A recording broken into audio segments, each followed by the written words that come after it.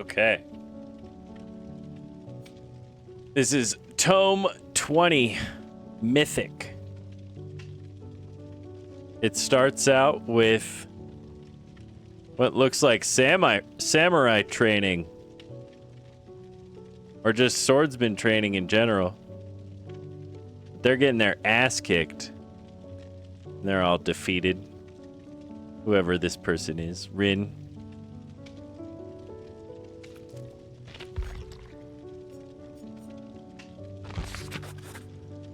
Her father sits across from her, eating his dinner in silence. Rin glances up at him occasionally, careful to avoid being accused of staring. Something is different with him. He's never been particularly talkative after work, but something seems to hang over him now. He jabs at his meal aggressively, mutters to himself, as if responding to someone. Her mother acts as if nothing is wrong, asks Rin how her day was. It was good. She moves a piece of meat from one side of her plate to the other. A lie. But the last thing her mother needs is another thing to worry about. She hasn't been herself lately either. She struggles to wake up, and Rin has heard her crying a few times. After eating, she clears her dishes and sits back down to complete her homework. Have you practiced today? His voice makes her wince. Each syllable is staccato sharp. I will after this. For a moment, his face contorts into one of rage, but he represses it almost immediately. But seeing to it that you do. Uh-oh. Rin sits on the wooden floor. The walls around her shift and warp. Rain falls on her head despite the ceiling above. A crash, like thunder or a car wreck, rings out from behind her. She whips her head around. There's now a door where there was once a wall, and standing in the doorframe, a figure with a sword. Uh-oh. Rin leaps to her feet and begins to run. The ground turns from smooth wood to slick poured concrete, and every step takes all her focus to avoid slipping. She hears a faint hissing above the sound of her footfalls. She glances over her shoulder. The figure is gaining on her. A gnarled root cracking through the concrete catches her toe, and Rin tumbles to the ground. Pain crackles through her elbows, her knees. She tries to crawl away, but a hand grabs her ankle, pulls her. She rolls to her back, throws up her hands in a feeble attempt to defend herself, looks up. Her father. It's definitely him, but it isn't. His face is twisted, contorted into a foul grin. He takes the sword and holds it up, just as she learned in her classes, preparing to deliver a killing blow. The hissing is overwhelming now. His mouth is moving, but she cannot hear words, only hissing. From the darkness behind him, she sees a great white form moving with terrifying speed. She tries to point to warn him. He just grins, sword over his head. It comes into view, and her arms fall. A snake. She tries to scream, but no sound comes out. She watches as the snake swallows her father whole, sword and all. Rin gasps her air as she awakens. That's a crazy dream. That's a crazy dream. You think one thing's the problem, and then, boom, the problem gets eaten by a bigger problem. It's just a dream, Rin. Her mother's voice is weak, but reassuring. Rin sits on the floor beside her mother, who is laying in her bed. It didn't feel like a normal dream. Rin pulls her knees to her chin, hugs them. She's never taken a day off school, but she slept so little last night that she feels like she might pass out on the bike ride there. Her mother sighs, partly exasperated, partly from the pain. I used to have nightmares too. Really? What were they about? Oh, lots of things. About your father losing his job, about losing you. Sometimes it's your body's way of telling you that you're under too much stress. What did you do to make them stop? Well, nothing. I suppose my brain accomplished what it needed to. Worked through whatever was bothering it. Rin looks up at her mother, who's rolled over to face her. She smiles, despite clearly being in great pain just being on her side. Of course, the spider dreams never stopped. Spiders? Yes. Big, hairy spiders with big googly eyes dropping from the ceiling. Her mother reaches out and grabs the top of Rin's hair, ruffles her hair with her fingers. Rin jerks away, giggling. Mom! Rin, I want you to do nothing today. No homework, no practice, just let yourself relax. I promise, this will pass. Aw. Good mom. Good mom with good reassurance. It says that rain can be a positive thing. Rin looks up from her lunch at Nanami. She has a book of dream interpretation propped up on her knee as she balances a bento box on the other leg. Like how spring rain means new beginnings. Chiaki laughs. I don't think getting chased with a sword means rebirth. What does your book say about swords? Nanami awkwardly flips through the book, nearly spilling her lunch on the floor. It doesn't really seem like it applies. Rin mutters at her friend quietly but forcefully. Go on. Read it. It means power, strength. But usually people dream about having the sword themselves. Chiaki laughs, points at Nanami with her chocolate bar. See, Rin? You just have to take the power.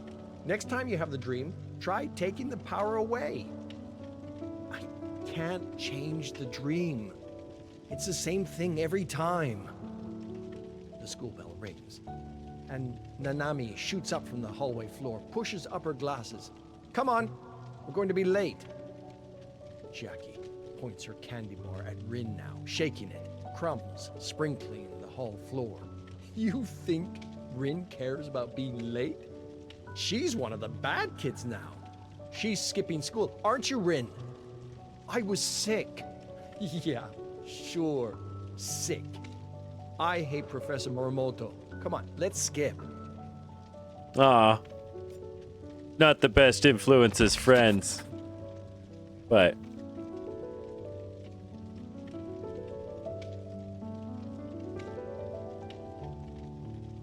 oh, it's their helmet. It's their helmet. They're yelling into their helmet and then yeeting it across the building.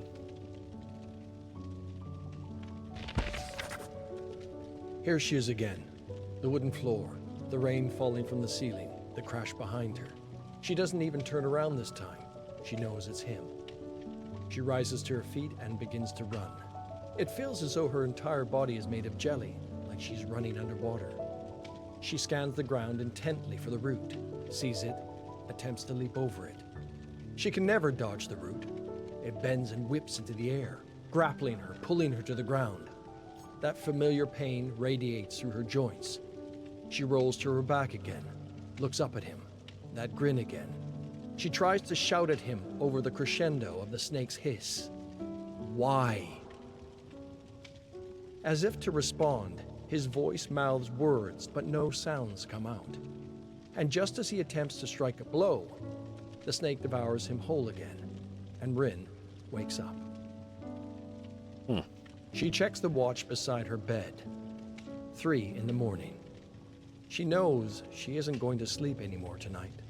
So she sits up, stares at the wall, and waits for the sun to rise. So it's a constantly reoccurring nightmare, but there's just certain things like the root and the smile and the hiss that are just always happening uncontrollably.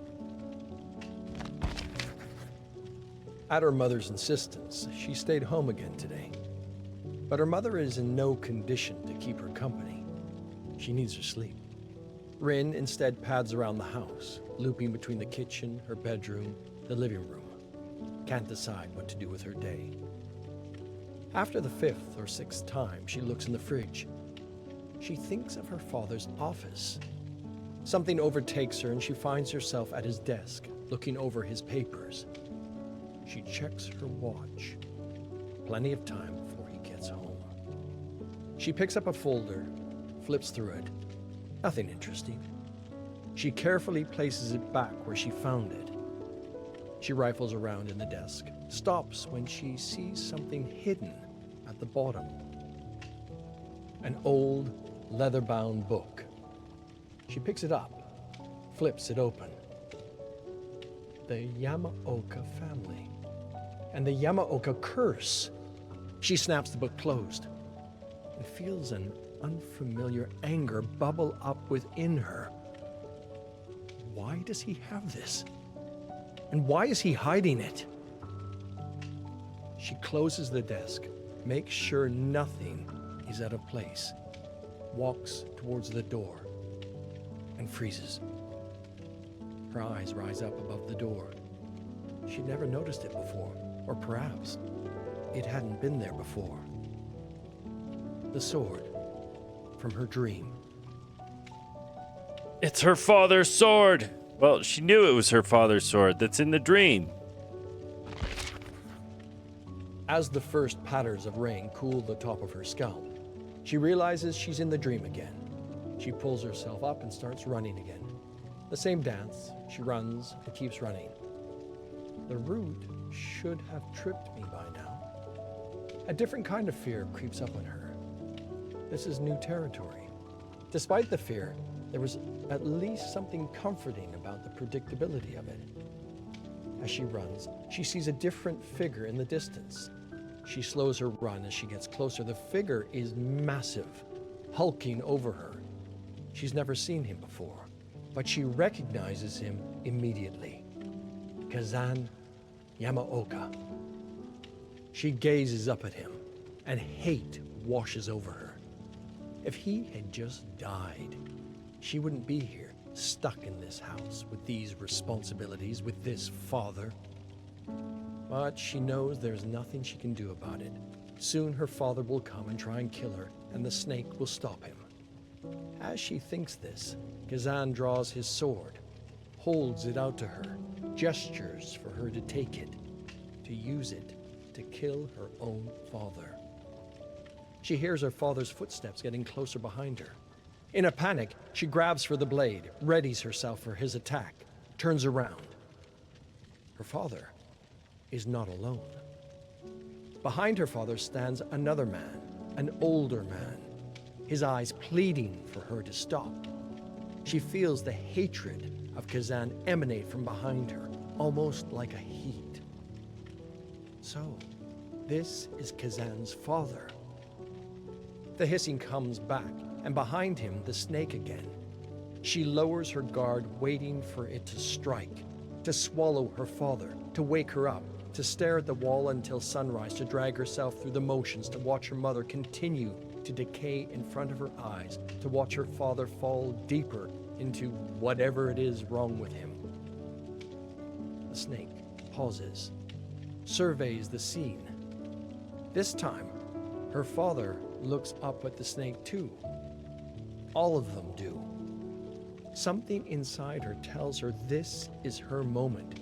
She raises her guard again and dashes forward, prepares to strike her father to end this cycle, and stops and drops the blade. And everything goes dark as she is swallowed whole. So she gets eaten by the snake.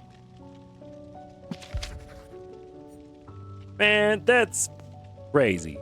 That's wild. There's so many interpretations that could come out of that, too. Man.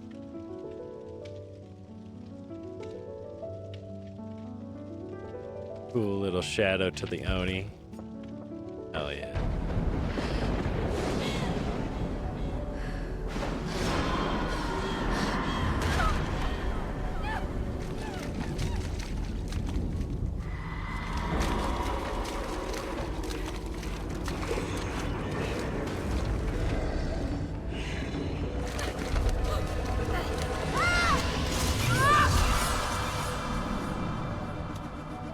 You are like Papa.